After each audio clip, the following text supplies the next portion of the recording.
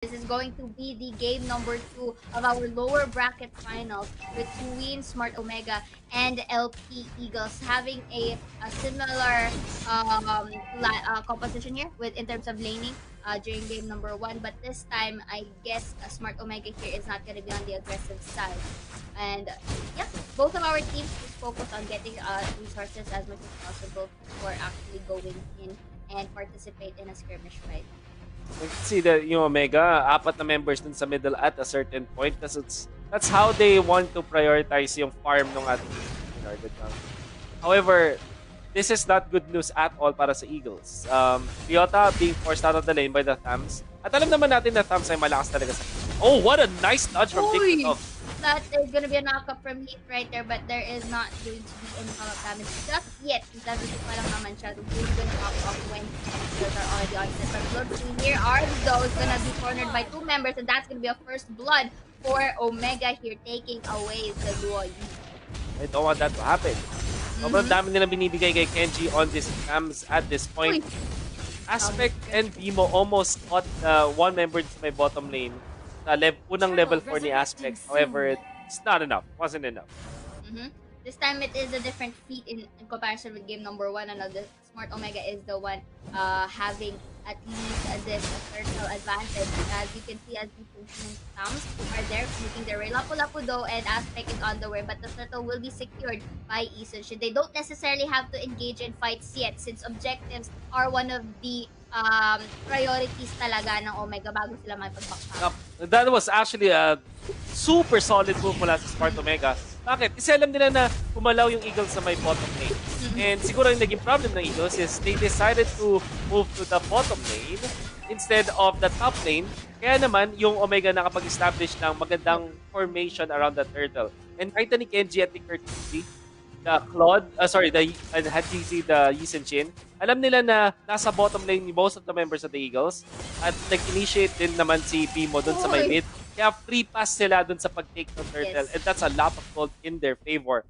Now, since kinomit nila yung Cottonwood Inferno as well as the Yisun Shin ultimate, sobrang bilis lang nila na-take yung turtle dun sa may top lane.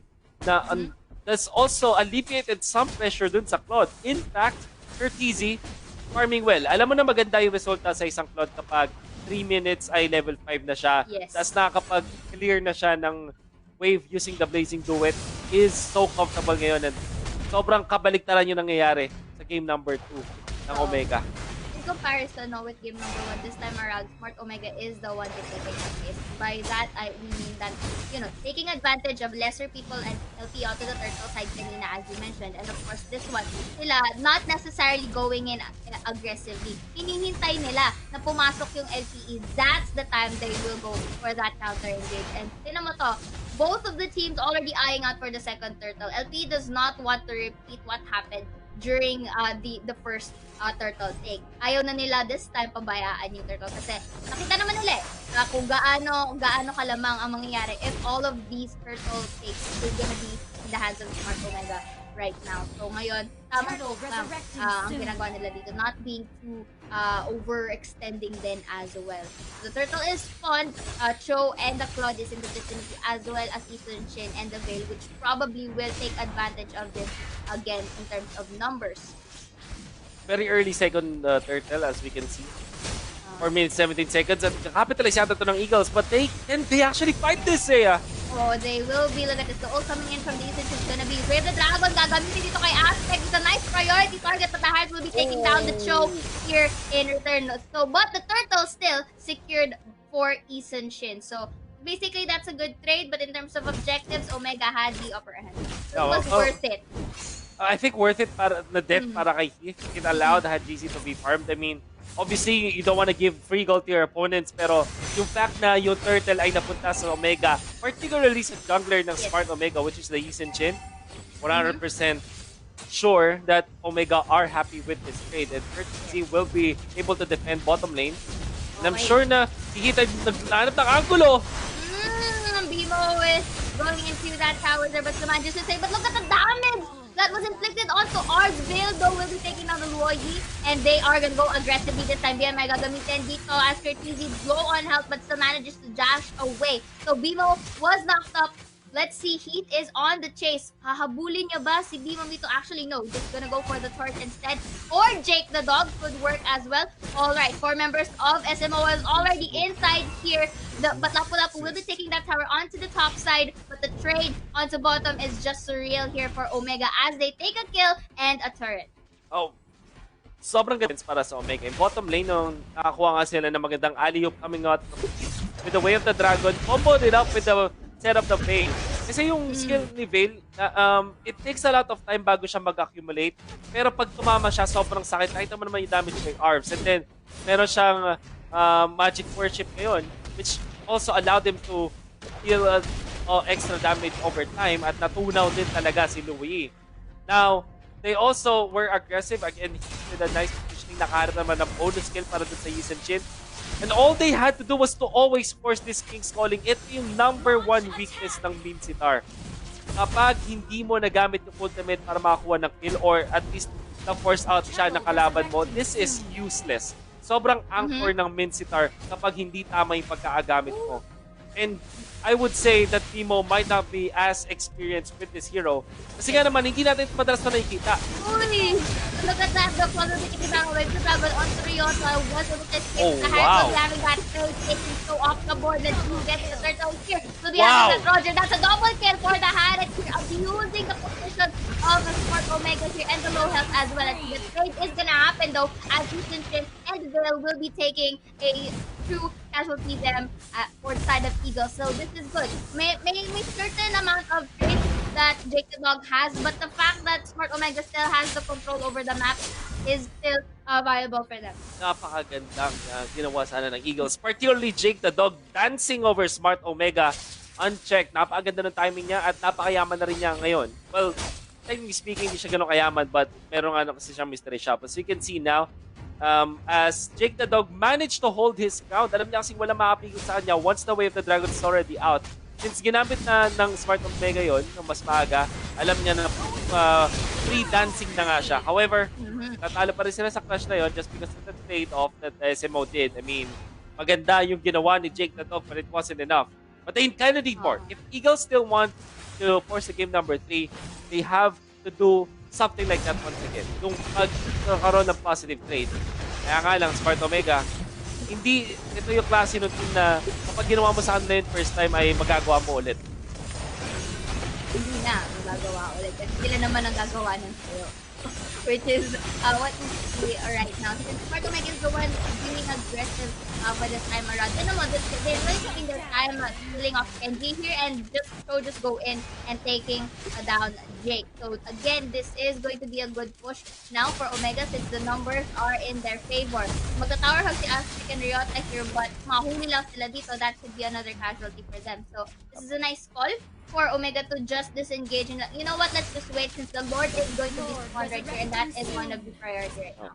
That particular move na ginawa ng Omega, yun talaga yung makikita natin na gap when it comes to experience.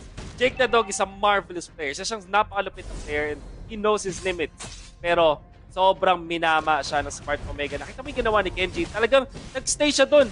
Binate niya si Jake the Dog to the point na mukhang mamamatay na siya. Nasaktong-sakto, nung malapit na nga siya mamatay at meron ng chance na may go signal na yung Smart Omega pagkatapos ng Zaman Force, that is when they struck Jake the Dog at sobrang pinunish nila. They also know na walang purify si Jake the Dog kaya naman namama nila doon. That was really the gap of experience. Baiting at the Lord side right here as they will be taking down members first of LPE before taking the Lord as Timo is off the board. So a lot more. Mapitin out his arms. That's gonna be a kill for Easton this time around. A lot of kills ang nabigay dito. Nabigyan din ng malaking space si Hajizi. And of course, this is a free Lord now for Omega. This is a good call. Kasi kung kanina, they had the opportunity to take the Lord. But you know what? They said just take off 2 members of before we get this. Kasi third na yun eh. Alam na nila yun. And Harris has not, wala siya magagawa at that point since numbers matter and the damage is also going to be seen if ever nahuli ni Hajizi yun si Harris if ever nag-commit siya. This is already Smart Omega getting all of the win conditions that they have. Nice reaction coming out from Ryota para hindi ma-combo doon ni Ellie Hayes. But nevertheless, Omega, nakukuha na nila lahat ng win conditions nila. Which is to farm. And dahil sobrang taas ng farm nila at this point in game, 10 minutes pa lang, they will just really snowball over the Eagles right now. Sabihin na natin hindi pa nila matatapos yung laban at this point sa first Lord. But the second Lord, kung saan may talon na yung Lord, doon na sila mayayari. It's fine, coming out from B. But look at this though, Kenji is so crunchy at this point na nahihirapan na rin ang LPE na i-take shot. It was a 3 versus 1 I'm not mistaken here, but tinan mo to. Smart Omega is the one knocking on their doorstep this time around. Ult is gonna be to deplete some health, forces now the Eagles to back away. And this is an opening now for Omega to get as much towers as they can get, which is a good call kasi hindi pa sila umaatake eh. But the fact that they're just utilizing their skills first, actually reserving it for a later clash is also good. And the push from Omega. They know that they have the strength. They know that they have the strength here, but they want the insurance policy here as they don't want any tower advantage. And look at this, BMI 2P used defensively, but that's okay because the cooldown is gonna go in anyway. So, hihintayin lang muli nila to na magkaroon ng ult both Kenji and KTZ here. So, this time map control naman muna. And I like it how Smart Omega is being patient. Hindi nila minamadali. They know that they have the winning conditions for them are met. And they know that the control is in their hands. So they just basically have to wait for a good opening for them to really finish this off. I think Omega are just baiting Eagles at this point. Inaayaan nilang gamitin yung mga King's Calling, all of those important cooldowns from the Eagles, and they take it out. And as we are seeing right now, laki ng gap when it comes to the course. 8.7k dun sa Claude, 9.6k dun sa ating Yi and Chin. If you're looking at the course of the Eagles, Rogers at 7k, isang item pa lang, kaya practically speaking, with Talker pa lang yan. At kay Jake the Dog, it's 6.3k. And meron siya tatlong items though, because of the fact meron siyang mystery shop. However, Smart Omega, absolutely, they have the better artillery. In fact, lamang sila ng 12,000 over Eagles at this point. And all they have to do is, honestly, just wait. Pwede silang sumubsob dito sa may mid lane, but knowing Omega, they will just wait for the second Lord. If not able to punish Eagles. The amount of damage that Yeli Hayes just inflicted upon Jake the Dog really forced him to go back. At yun na, that also secured them another tower take here for the side of Omega. Butas na ang base ng ating Eagles dito. And the only resources that they can get here are the incoming minions. Because basically, sila naman ngayon ang naiipit sa kanilang pwesto. And probably they're just gonna wait for this Lord. Secure it.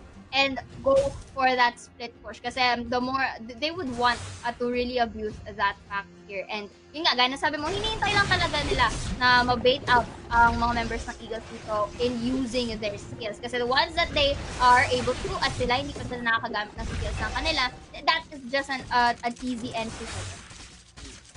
Next na gagawin ng Omega, just to shove the waves. And this is what Eagles did actually in the first game.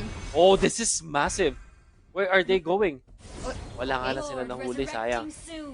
The diversion play that they are trying to do right now really failed, but it's in the step of the right direction for sure. Kung sila doon, that would be amazing.